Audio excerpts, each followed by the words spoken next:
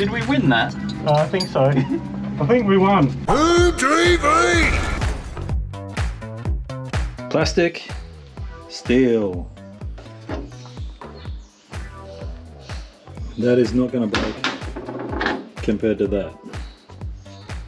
So I've already pressed it off of here and just need to press it back on.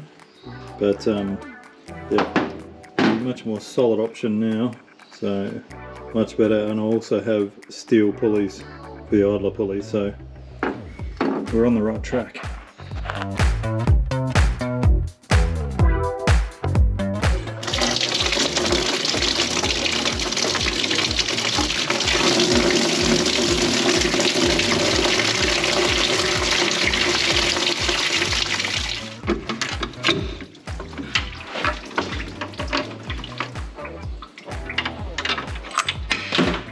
Alrighty, don't mind the mess here. I've got a bit going on at the moment with both Land Cruiser and Ute stuff, but here's the offending water pump and the broken pulley. As you can see, it's busted all the guts out of it there on the back side. You can kind of just see in there, but you can see like the splines that actually go into the plastic. So it's yeah, it's a bit of a mess, and it's cracked right through there, so it's just basically ripped it off. So instead of that, yesterday I grabbed this steel pulley here and got a whole new fresh water pump, because water pumps for Falcons are pretty cheap, so just in case there was any damage in that water pump I wasn't going to risk using it again. So got this on here, pressed the original plastic pulley off it, and you can see how weak they are inside. They're pretty, it's not really much to them, so it was my own fault for using it in the first place, not knowing that these are available. But got one now thanks to the guys at Burson at Lonsdale there. Pressed it on yesterday up at solid using their massive big humongous press, and it's all nice and tight on there. And also these two idler pulleys, which are normally plastic from Ford as well. I've got these new line pulleys from Burson. And then over here, this is the original style Ford tensioner, automatic tensioner, and that's the sort of plastic pulley I'm talking about. They work alright on a street car, which would probably still be alright on this setup, but I have actually got this here, which is a manual tensioner from Atomic. So it basically uses this pulley here, which is like a cam belt tensioner, and then you just put it on and just load it up with a little bit of belt tension, not a lot, and then that's all good. And then the last thing I'm going to be doing, and I'm just waiting on getting one, this is a BA BF style Falcon alternator. I could go to an FG one, but the problem is they're a smart alternator, so there's more wiring involved and a lot of stuff like that. But the reason I got this off is because I'm going to be putting an FG pulley on the front. The FG pulley is probably about that big, just a little bit bigger. It means going to underdrive the alternator, which just takes a little bit of load off the whole setup. And yeah, I'm not really going to explain it right now, but yeah, it just means less chances of any belts coming off and stuff like that, just because it's not dragging so hard on the belt with the alternator. But yeah, the other thing I was just mentioning too is that it's got the 2 pins in it, and the smart alternators have got 3. So I'm going to be using this alternator again, just give it a quick clean up, and going to be rattling that off there and then putting the bigger FG pulley on it. So right now, no water pump on there, going to rip out the fans, got the intake all out, and yeah, give myself a little bit more space to work in. And big thanks to PWR for this radiator here, because it's got this nice channel on top, which is really good for putting nuts and bolts and tools in. I don't think they designed it for that, but works just nicely. Okay, I'm a little bit down the track now. I've got the alternator off, and I have actually been and changed that already. So as I mentioned before, that's an FG Falcon alternator pulley on the left there, and that's a BA one on the right. As you can see, there's a fair bit of size difference there. I will even, just for the sake of it, if I can do this one-handed. So on the outer ring, we're looking at 63, so about 60 mil there. There you go, so it's about 6 mil difference. So yeah, that's underdriving a little bit, and doing the maths, I might work it out and put it underneath, but say it's 7,000 RPM, that's going to be spinning this a fair bit different to that, and like slower obviously.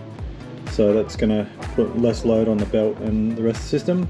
So I'm at the point now where just one little last clean up on the block in the car here.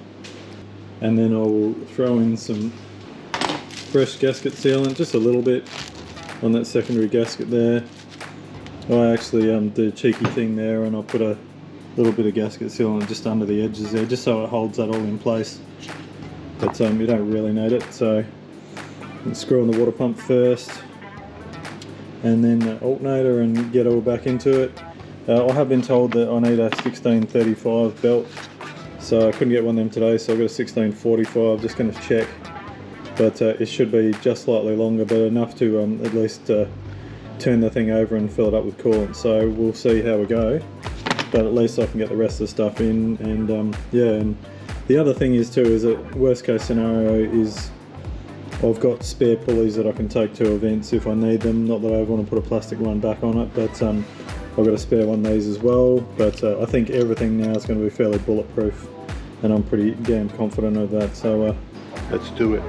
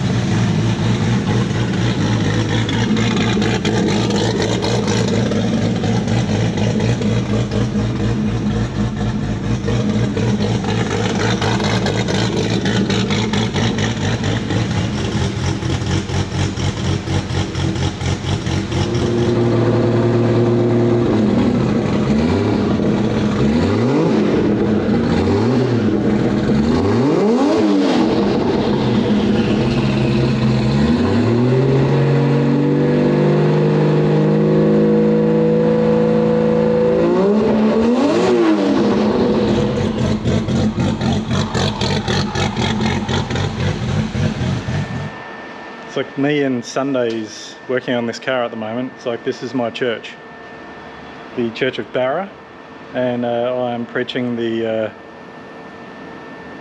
testament of the water pump. Anyway, that was the most ish joke I've ever said, and I'm just going to talk about the car. So finally, it's a bit dark in there, but got everything sort of bolted back in, no intake back on there yet, but got the two metal pulleys there, the metal pulley on the new water pump, got the FG pulley on the alternator there, and I've gone back to the atomic manual tensioner there, which I should have stuck with in the first place.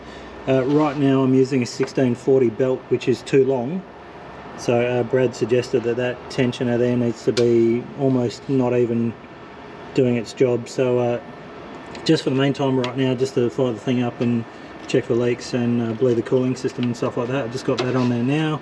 We'll keep that belt as a backup belt, but on Monday I'll go and see Jamie and the Legends at Burson and get probably a 1630, bit shorter there. But and actually, while I've got this apart, a few people are asking about what I did with the intake setup there, because I had the box and the air filter and stuff like that.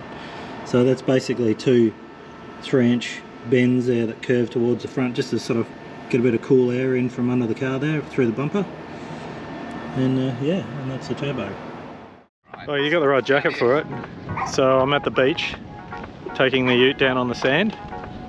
Now I'm here, and this is Massimo. We're taking some photos of the car. This is the trusty boat ramp, where there's always nice lighting. And yeah, we are shooting this for the guys at Raceworks, because they're doing a new catalogue. Just managed to get it running again today, so should be a bit of fun.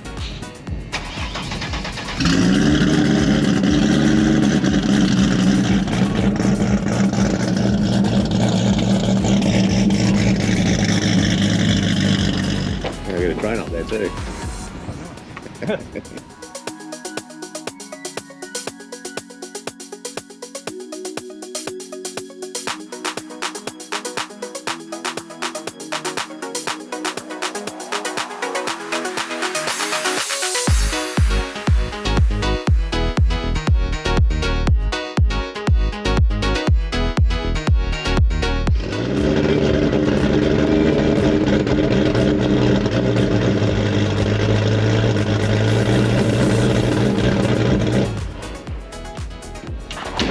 We're ready to race, yeah. No, I just want to drive it.